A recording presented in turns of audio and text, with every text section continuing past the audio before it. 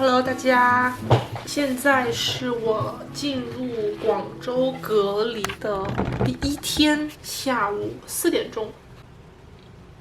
然后呢，我想拍一期视频，专门讲一讲我这次回国之前所需要准备的所有手续。首先就是做核酸吧。大家可以在中国驻新西兰大使馆的官网上面查到我们需要哪些东西。我是只打了2针，然后还没有打加强针。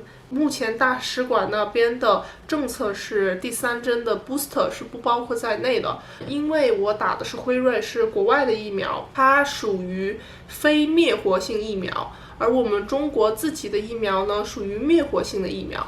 那这2个呢，对于你临行前的核酸报告会有些不一样的东西。如果你是打的非灭活疫苗，需要的是1次核酸报告加1次 N 蛋白血清抗体的一个检测。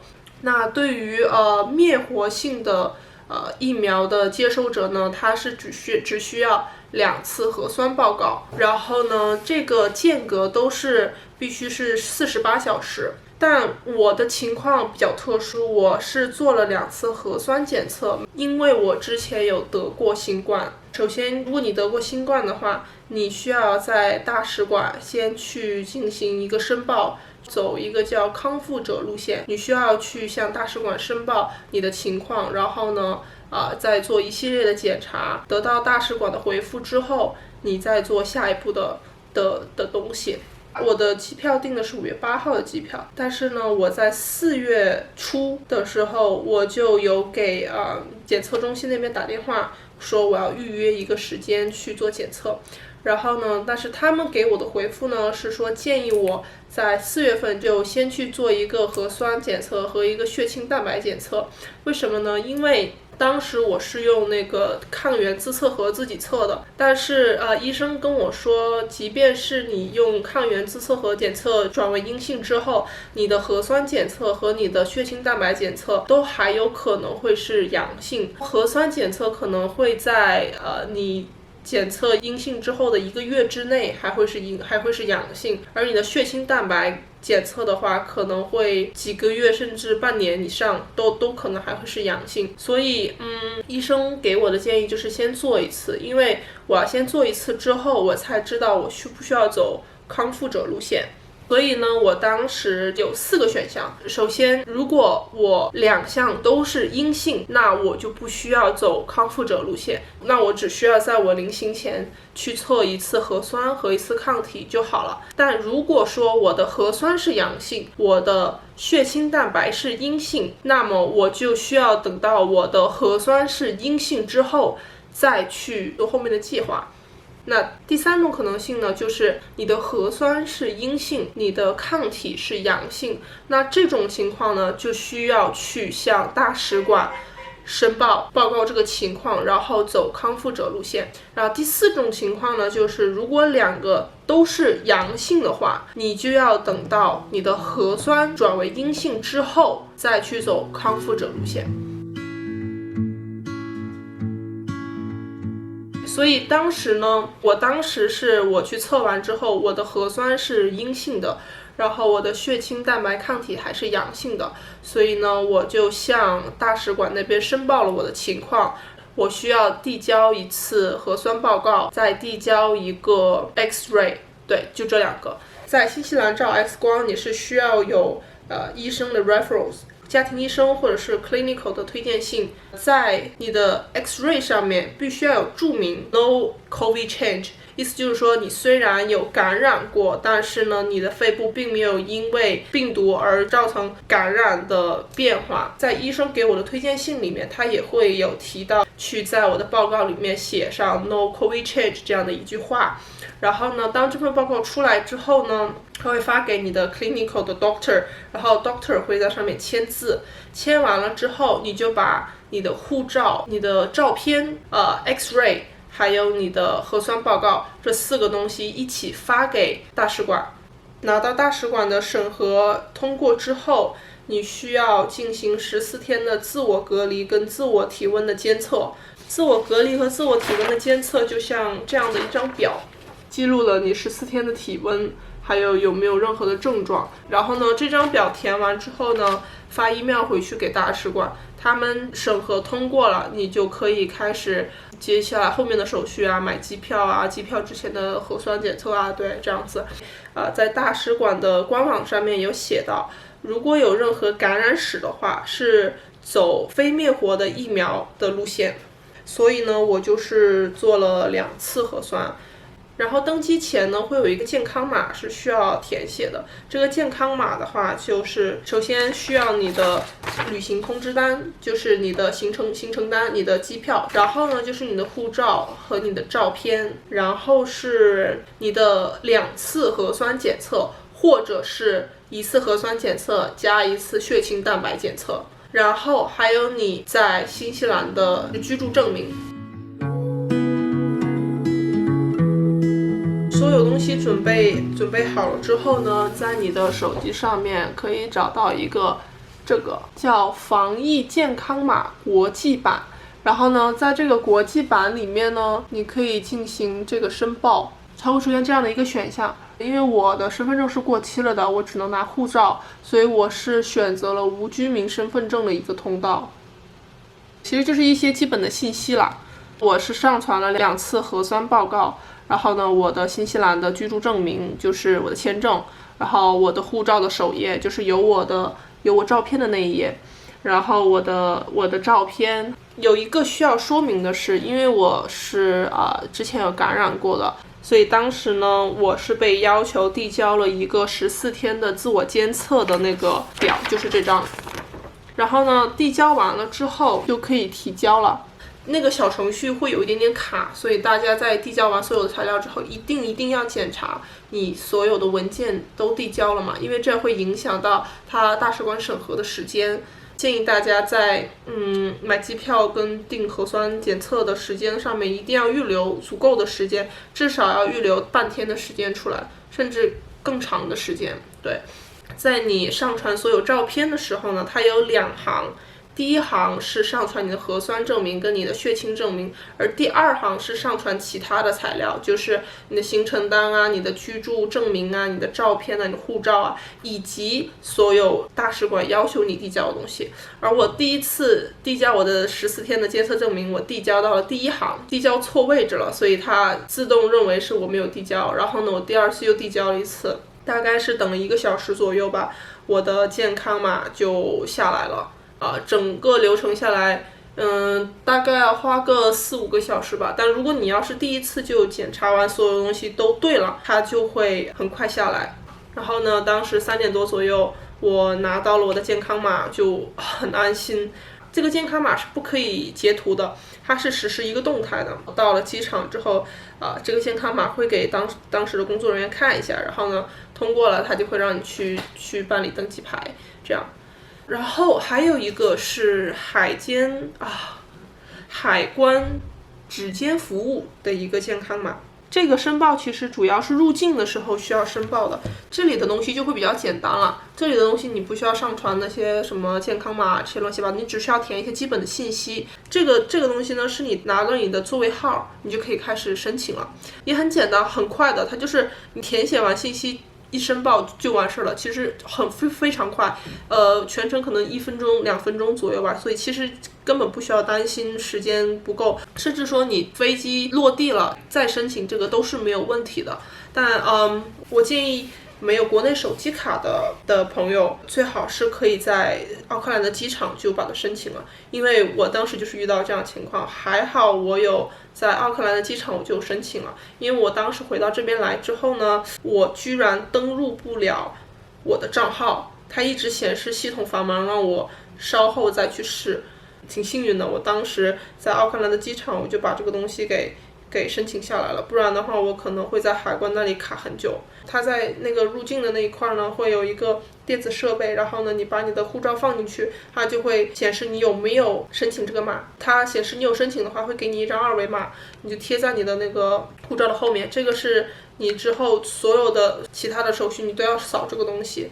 最后是去取了行李，取行李的时候就比较久了，但是呢，取完行李之后呢，就是入关入境，然后等车。那这一路途的话，我的二维码检查了3次，然后最终上了大巴车，然后拉到了酒店来。对，所以呢，这些就是我当时回来的时候所需要的一些东西。也是给大家分享一下，就希望对于近期需要回国的小伙伴有一些帮助吧。Hello， 大家好，今天是5月11号，周三早上7点48。然后他刚才送来了今天的早餐，哇，这个紫薯好黑呀，这是紫薯，好黑呀！啊，我的鸡蛋！ Oh my god, where is it? Oh my god. It's okay, no worries. 这个是那个粥，然后2个肉包子。但我现在还不是很饿，但我今天应该要早一点点吃，不然的话等一下中午就吃不下了。昨天晚上睡的有点累，我不知道可能还在倒时差吧。广东这2天天气好像还好，没有很热。我先戴个隐形眼镜。擦一下我的手。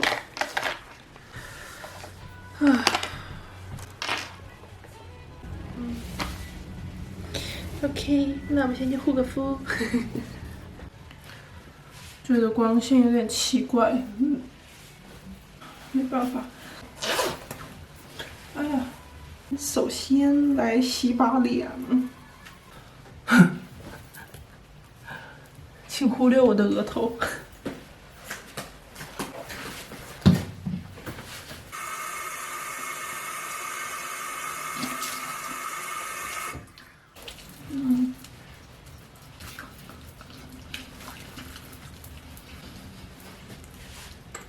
Oh my god， 好吓人！我在想，如果我这个时候突然工作人员开门叫我去做核酸，我可能会把他们吓到。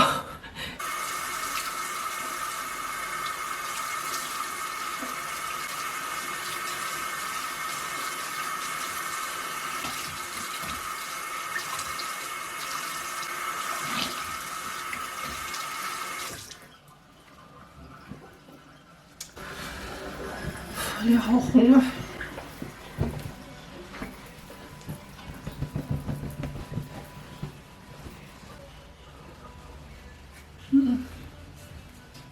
他们的毛巾上面有毛，我可能下次要用我自己的毛巾。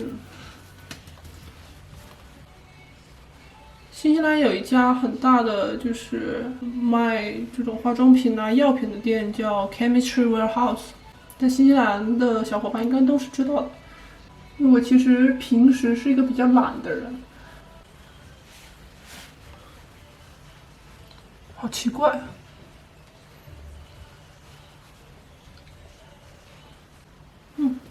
用这么多够。OK。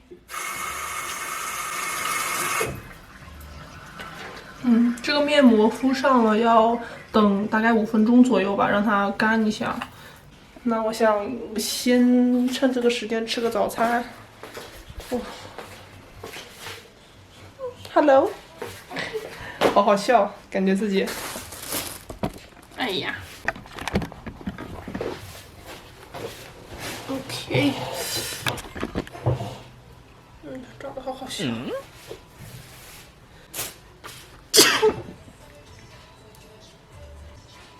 我先查一下我的物流，预计应该都是2、3天吧，但不知道现在疫情会不会严。这个敷在脸上就是它会变得很凉很凉。哇，我买了手机壳还有手机膜，2个手机膜预计应该今天就能到达了。我给我这个手机买了一个膜，因为这个手机当时是没有带膜的。然后我之前的这个手机这个膜用的有点脏了，有点坏了，所以我想换一个膜。然后呢，我还给这个手机买了个壳，然后是这个颜色的，是这个，很漂亮，我觉得这个颜色。然后因为这个三星 S22它本身它推出的主打色就是墨绿色的，所以我就配了一个这个绿色。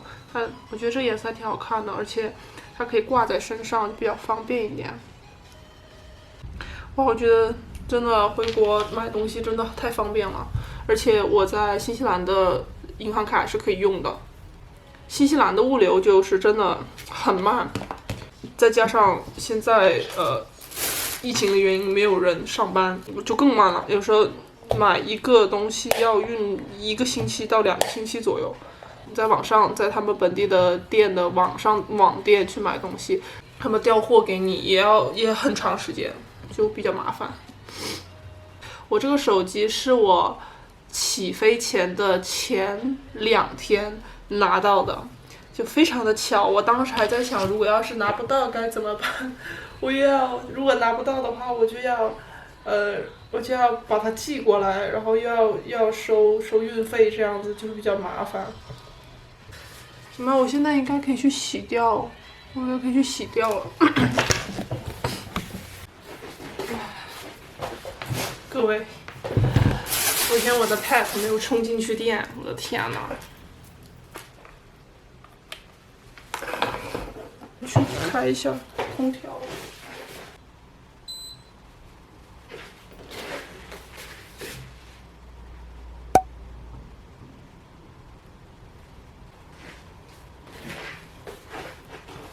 我很喜欢看别人的 vlog， 别人的一些隔离的 vlog。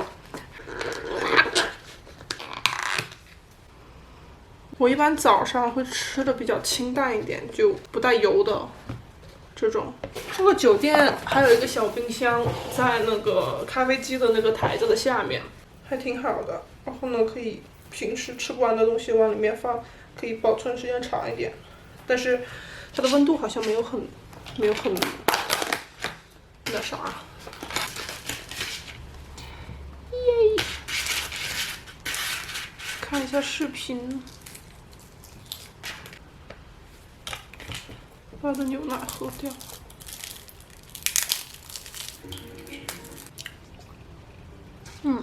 很好吃。现在是8点21。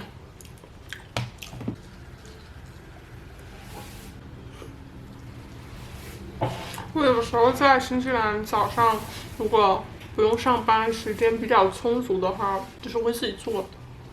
我会把吐司煎一下，然后把鸡蛋做成 poached egg， 就是水煮蛋，不叫温泉蛋吗？就是你放到水里了之后，它会自己形成一个蛋，就不是这种煮的很实的蛋。然后但是那个比较时间久，所以我一般会用微波炉，就是直接打蛋进去，然后放进微波炉里面，大概1分钟左右吧。对，然后呢再放培根。对，鸡蛋、培根，然后可能会放一些 avocado， 放一些牛油果，然后如果有 hash brown 的话，可以再煎2片 hash brown 放进去，然后再放一点沙拉酱或者是那种忘了叫什么酱了，在康当奴是有卖的 ，H 打头的，Holland sauce 好像是这样，然后有卖那种 baby spinach， 可以放一些在上面。其实就跟那边外面的咖啡做的很像啊。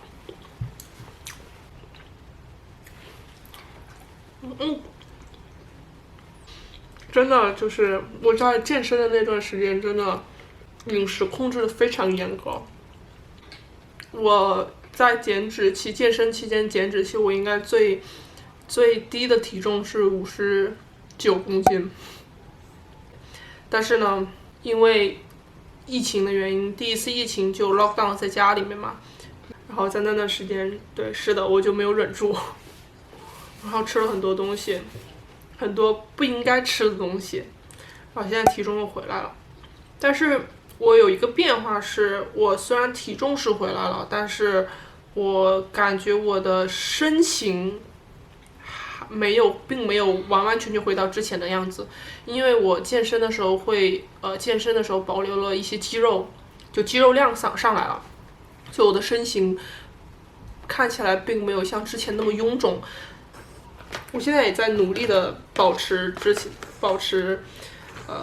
一个健康跟干净的饮食。哇，这个酒店居然会有瑜伽垫，对我来说我觉得很神奇，这是一件很神奇的事情。我在新西兰减脂的时候养成了一个习惯，就是我一般会买这种带包装的，然后我会去看它后面的营养表。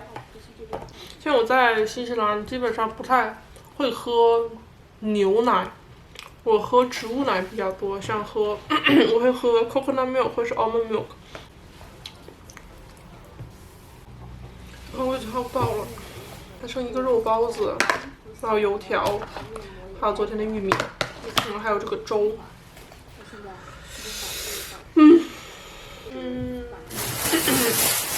今天我确实运动量比较少，所以吃不了很多东西。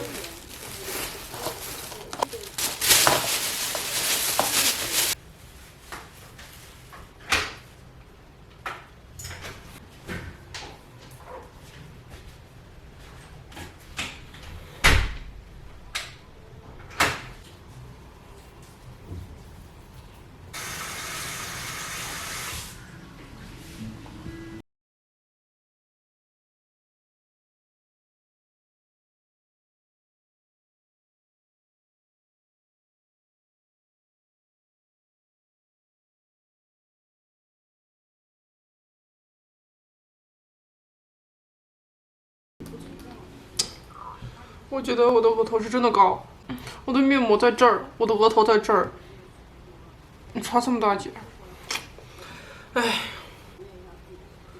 我感觉自己要秃了。